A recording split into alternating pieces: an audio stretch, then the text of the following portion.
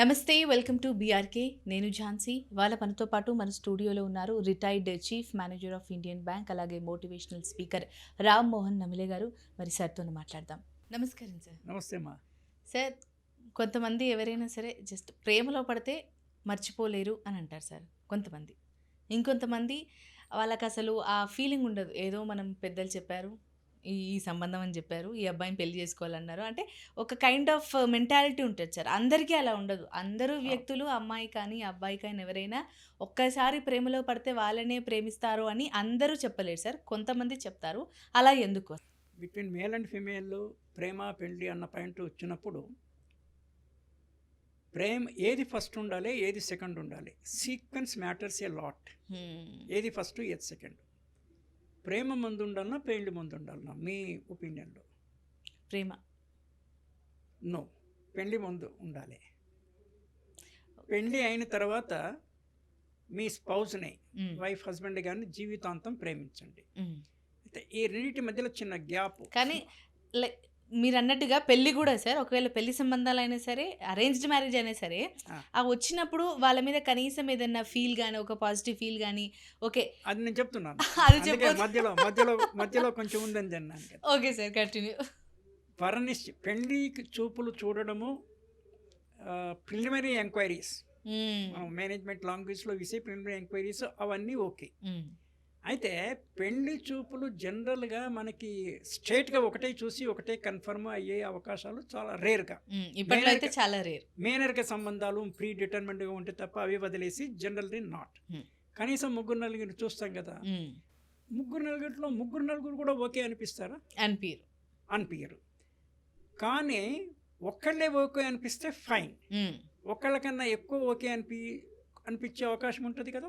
అవును సార్, ఒక్కొక్కసారి అన్ని ఆస్పెక్ట్స్ చూసుకుంటారు. అరే బాగున్నాడు కానీ వెల్ సెటిల్డ్ కొంచెం కాదు, లేకపోతే వెల్ సెటిల్డ్ కానీ అబ్బాయి కాస్త బాలేడు, మాట్లాడి తెలిస్తే అభిప్రాయం తెలుసుద్దేమో, అప్పుడు మనకి పాజిటివ్ వస్తుందేమో. అంటే ఇదంతా pre commitment stage. Okay sir. అంటే మీరు మెంటల్గా you are not committed, mentally you are not committed, but మీరు అనలైజ్ చేశారు మైండ్లోనే ఒక పర్టికులర్ లేయర్లో. You are analysing all the people. అప్పుడు కొంత మనసు అటు పోయే అవకాశం ఉంటుంది కదా. కరెక్టే సార్. కానీ మీరు కమిట్ కాదు. ఒక్కసారి కమిట్ అయింది ప్రేమ. Right sir. That is one thing. So to that extent okay.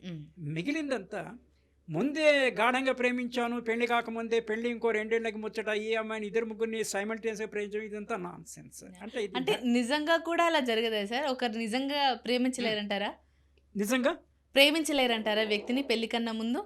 ఇష్టపడొచ్చు. ఇష్టపడడానికి ప్రేమకి చాలా డిఫరెన్స్ ఉంది. Okay sir. చాలా మంది ఇష్టపడొచ్చు, దాంట్లో తప్పు లేదు. Okay sir. ఇప్పుడు నేను కూడా ఆపోజిట్ జెండర్లో కూడా ఒక లేడీకి ఒక పర్టికులర్ వ్యక్తిత్వం కనుక బాగా ఉంటే I may like her, I don't love her. Okay. అయితే లవ్ ఉండదంటారు? లవ్ ఒక్కళ్ళకే కానీ బిఫోర్ ఉండదంటారు. బిఫోర్ కానీ ఆఫ్టర్ కానీ జీవితంలో ఒకరికే మనసు, వాళ్ళతోనే వివాహము. అది కుదరకపోతే వివాహం చేసుకోకు జీవితంలో, అది ధర్మము. Okay sir. Okay sir. అందుకే దాంట్లో ప్రమాదము రాకుండా నేను ఇందాక చెప్పేది, పెళ్ళైన తర్వాత ప్రేమించు, అంతకుముందు ప్రేమించి ఒక 6 నెలలు ఏడాది don't spend in the name of love చెప్పి చివరికి మా ఇంట్లో వద్దంటున్నారనో, లేకపోతే ఇంకో అమ్మాయి ఇంకా బాగా నచ్చిందనో, this also humbug and nonsense. అందుకే మనకి ట్రెడిషనల్గా ఫ్యామిలీ సిస్టము చాలా సౌండ్గా ఉండింది. దాన్ని మనం కొంచెం నిర్వీర్యం చేస్తున్నాం. It's a very unfortunate thing. మీరు గమనిస్తే, అంటే రీసెంట్గా మ్యారేజ్ అయిన వాళ్ళకి, అంటే కొత్తగా వితిన్ 1 year అయిన వాళ్ళది ఫ్రెండ్స్ ఎవరన్నా ఉంటే we can take their opinion. పెళ్ళైన తర్వాత first day, second day, whatever it is, office నుంచి హస్బెండ్ లేట్గా వచ్చారనుకోండి, she will be waiting for him, we will have tea together. లేదా 6 గంటలకు రావాలి, 6:30 అయింది ఇంకా రాలేదు అని మేము బాల్కనీలో నుంచో ఇంటి నుంచో చూస్తుంటుంది. ఎందుకంటే it's a committed love. He's going to be with me for the rest of my life. Okay. ఒక అబ్బాయి కానీ అమ్మాయి కానీ వాళ్ళ తల్లిదండ్రులతో గడిపే కాలం కన్నా స్పౌస్తో ఎక్కువ కాలం గడిపిస్తుంది జీవితంలో. యావరేజ్గా 25 ఏళ్ళ వరకు పేరెంట్స్తో ఉంటారు. అవతల ఇంకా కనీసం ఒక 50-60 ఏళ్ళ జీవితం ఉంది కదా. అవును సార్. 80 ఇయర్స్కి పోయారనుకున్నా కూడా 60 ఏళ్ళ జీవితం ఉంది కదా. అవును sir. That is with the spouse కదా. అవును సార్, కరెక్టే. సో అది ఉండాలి. దాని తర్వాత మనము మన కోసమే కాకుండా సమాజ కోసం కూడా జీవిస్తుంటాము.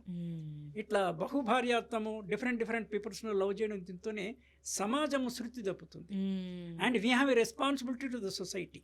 We have a responsibility to self, to family, to community, to society, to nation.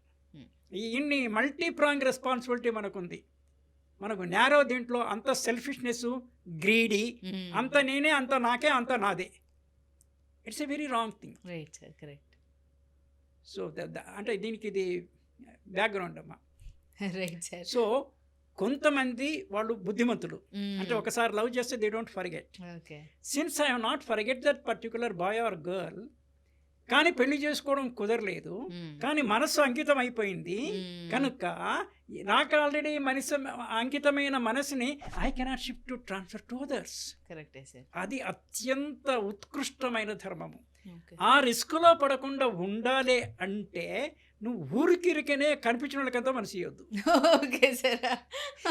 అంత చీప్గా దొరికిందా? కరెక్టే సార్. సో ఈ వాల్యూ సిస్టమ్, విసే ethics and value system boys and girls should understand. Boys కొంచెం చాలా కేర్లెస్గా ఉంటారు. They have to understand it. కానీ మీ అదర్ కాంపొనెంట్ చెడిపోతుంది కదా, నష్టం వాళ్ళకి జరుగుతుంది. నువ్వు చేసే పనికిమాలిన పనికి పనిష్మెంట్ వేరే వాళ్ళు తీసుకోవడానికి అది ఇంకా అధర్మము. Correct sir. సో ఈ దృష్టికోణము, ఈ ధ్యాస, ఈ స్పృహ, ఈ జ్ఞానము, ఈ బుద్ధి అనేది యువతరానికి ఉండాలి అనేసి నా హితవు. Okay sir. మొత్తంగా అసలు మనిషి ప్రేమలో పడి, అంటే పెళ్ళి కన్నా ముందు ప్రేమ అనేది కొంచెం మీరు చెప్పినట్టుగా కాస్త అవాస్తవమే. సో పెళ్ళి తర్వాత ప్రేమలో పడి కమిటెడ్ లవ్కి ఎక్కువ వాల్యూ ఉందని చక్కగా వివరించారు. ఇది రిజర్వ్ లవ్, అది కమిటెడ్ లవ్. సో రిజర్వ్ లవ్కి there are lot many limitations. పెళ్ళైన తర్వాత కమిటెడ్ లవ్ నీ ఇష్టం వచ్చినంత ప్రేమించు మీ స్పౌస్ని. Sky is the limit. Right sir. మొత్తంగా దీనికి మంచి విశ్లేషణ అందించారు సార్, చక్కగా వివరణ కూడా ఇచ్చారు. Thank you sir. Thank you.